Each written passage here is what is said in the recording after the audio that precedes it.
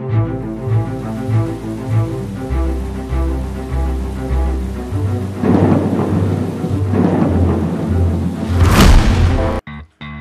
it's been a while. Hey guys, this is Moonlit TCG, and I'm Vern. Little channel update. I've changed the name of the channel. It's no longer Moonlit YGO, it's now Moonlit TCG. There's a reason for that. Yu-Gi-Oh! Will not be going anywhere. Yu-Gi-Oh! Will always have a place on this channel. It's just that I've been playing a lot of the Digimon card game now, that I've actually got access to it in my area, and I find it so much more fun than Yu-Gi-Oh! In my opinion, as of right now. But I'm going to bring some of that to the channel, that's why I changed the name. But Yu-Gi-Oh! Will not be going anywhere. I still have a ton of fun with Yu-Gi-Oh! But it's going to be sharing a place on this channel from now on. And I'm going to start hopefully doing something called Theory Thursdays, which is what this is going to be. This is a theory I had.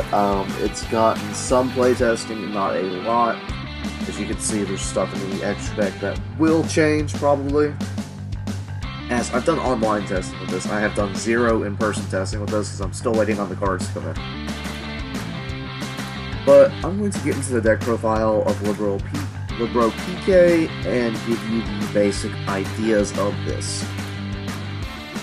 So we start off with 3 Libromancer Decoy. You can reveal a ritual monster in your hand to special summon him. And if he is special summon, you can set 1 Libromancer spell. Not set, you can add a Libromancer spell from your deck to your hand. Which currently there's only 1. And it's a field spell, but that doesn't matter because it can search and get you a ritual summon. He's also a level 3 Psychic, so you can summon him off E-Telly. He's really, really good because he's level 3, so you can go into your PK combos. Then we have 2 Libromancer Agent. You can get away without playing this guy. You can reveal him in your hand to special summon. Reveal the ritual in your hand to special summon him as well. But when he is special summoned, you can target a Libromancer card in your graveyard, add it to your hand. If you added a spell trap, you get to put a card from your hand on the bottom of your deck. So if you open a card you don't want back on the bottom, such as Seer and/or Graph. Then we do play 3 Firestarter. He's actually really, really good in this deck. He lets E-Telly become a 2-card combo, essentially, if you have him plus E-Telly plus any other monster, level 6, level 3 or not, because he is a level 3 ritual. So when he is unaffected by... no, he's not unaffected. He cannot be destroyed or banished by card effects. He gains 200 attack up until 3k every time your monster activates a card effect. Which is really, really nice. Mostly we just play him because of his level and he is a Libromancer ritual. But you can leave him on the field because your trap does need a ritual monster on the field. For the main one we play 3 Libromancer Doombroker. You could probably get away with 2 and 3 of the trap, but I am playing 3 of the Doombroker and 2 of the trap right now. You can set a Libromancer spell trap from your deck using his effect, which is really, really nice. Which is why we play him, because you want to end on like double Fogblade and the Libromancer trap against other monsters, which is really, really nice, because then you've got 2 Fogblade negates, an Omni negate, and whatever else you put alongside them. Then we have 3 Torn Scales. Torn Scales is kind of obvious. You can discard a Phantom Knights card, or discard a card, send the Phantom Knights from your deck to grave. It's really, really nice. It's going to send everything. It's going to get your combo rolling. Sometimes you don't even do it until you summon it back from the graveyard using its own effect, which it does have when you banish another Phantom Knights card. It can summon itself. Then we play 2 Boots. Boots, if you control a Phantom Knights card, you can spec him from your hand. His graveyard effect, you can banish him to add a spell trap. It's really, really nice. This is how we get our second copy of Fogblade, or Wings, if we somehow didn't send Wings to grave. Then we have 1 copy of Cloak. You can play 2 if you can find the room. I just only have the 1. Cloak is you can banish him from the graveyard and add a monster from Phantom Knights monster from your deck to your hand. He does have an on-field effect to boost something by 800, but I rarely ever use that. We got 1 Gloves. Gloves is just a Foolish Burial in the graveyard, and if it uses Xyz material, the monster gains 1000 attack. Then we have Stained Greaves. Stained Greaves is so good, but so bad at the same time. If he's in your hand and you special summon another Phantom Knights monster, he can spec himself. If he's in the graveyard, you can banish him to special summon a Phantom Knights monster from your hand, which most of the time you're going to be discarding the ones you don't want that are in your hand, and you won't have him. But you don't want to play him at multiples because he's kind of dead in your hand if you don't really have everything going for you. So he's nice at 1, but I wouldn't play him as more than 1. Most of the time I often just tribute him for the ritual summons. Then we have 2 more E-Telly targets, being Psychic Tracker and Psychic Wielder. Since Wielder's a tuner, I am playing some synchros in here that I'm testing out. But basically, both of these do the same thing. If you control a level 3, you can special summon them from your hand, as well as being level 3 Psychics for the E-Telly. Then we are playing 1 Graph for the Cherubini combo and 1 Sirifo Cherubini combo. Graph. Any 2 level 3s is Cherubini, Cherubini summons Graph, Graph summons Seer. Link into Bardiche, Seer summons Cherubini back. This way you have the free Apollosa coming out, as long as you have the extenders. Then some more E-Telly targets, and the only hand trap we're playing is the Ghost Ogre with A is a tuner again, and it is a level 3 E-Telly target. Then we are playing the 1 Rhoda because it searches all of our PK monsters. And the 1 Foolish Burial sends all of our PKs to Graveyard. And then the 3 Emergency Teleport, this summons all of our Psychics, which are our Tracker and Wielder, our Geek Boys, and our Ogres. So we have 8 targets for this, so this is really, really nice in here.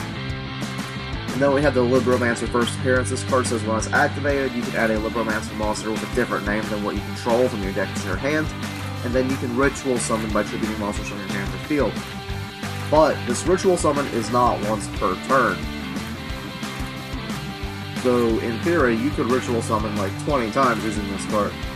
Practice, are you going to do that? No, because you only have 6 Ritual monsters. And why would you Ritual Summon 20 times on a turn? Not even Dry Drums. What? Are you crazy? And then for the Libromancer Trap, it's Libromancer Intervention.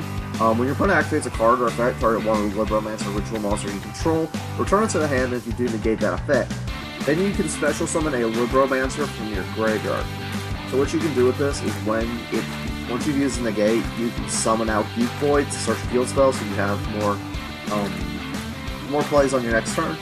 Or you can add back the agent. This way summon back the agent. This way you can add back the intervention. And set a card from your hand, draw it to your deck. And then you can tribute the agent to summon the ritual monster that you bounced last turn. This way you have the ritual monster again, and the intervention again. So it was really, really nice. You really don't need more than this.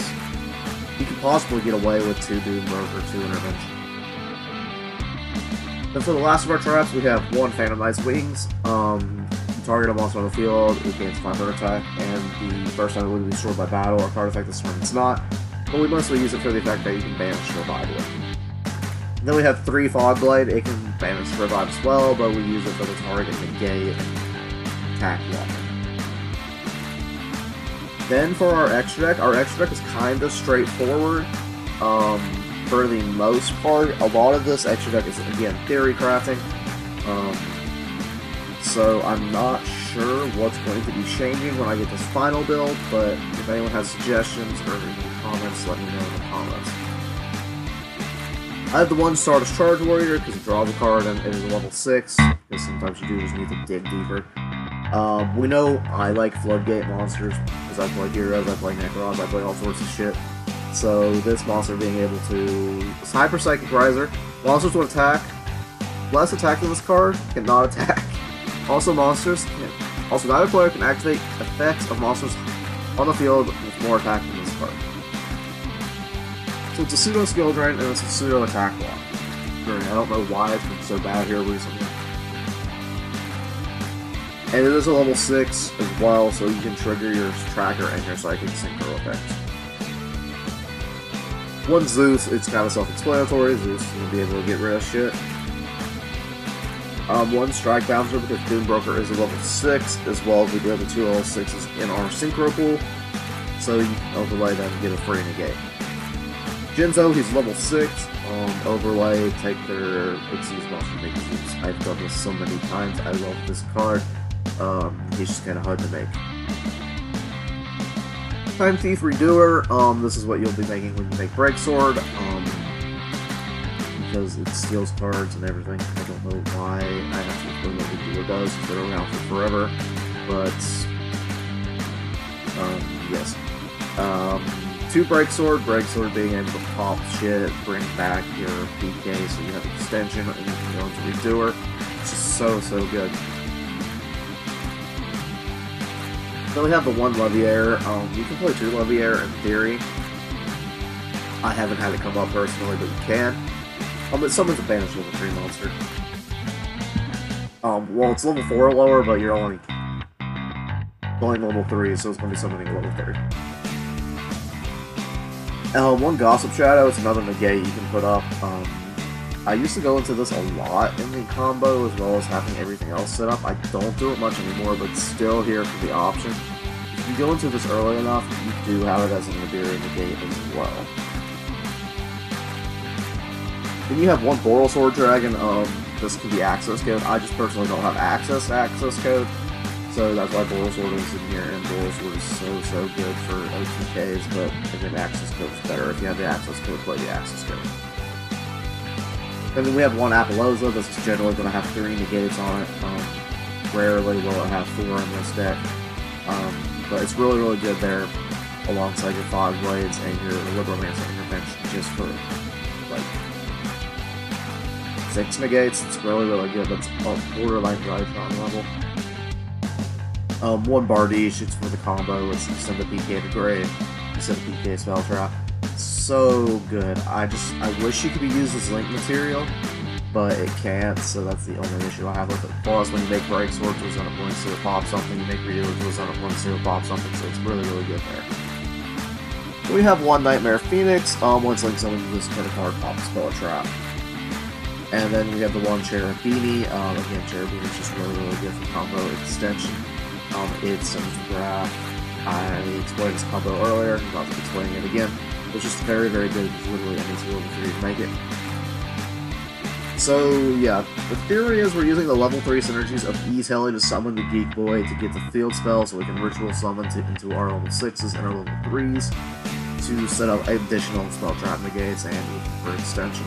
The issue with this deck is you are not playing the Brave Engine. You could play the Brave Engine in theory somehow. I haven't tried it. But you are getting rid of that from the Libromancer Engine. It does offer some more breaking hands, as well as you are removing some of the power from PK to be able to just get that 1 extra negate and have that extension as well.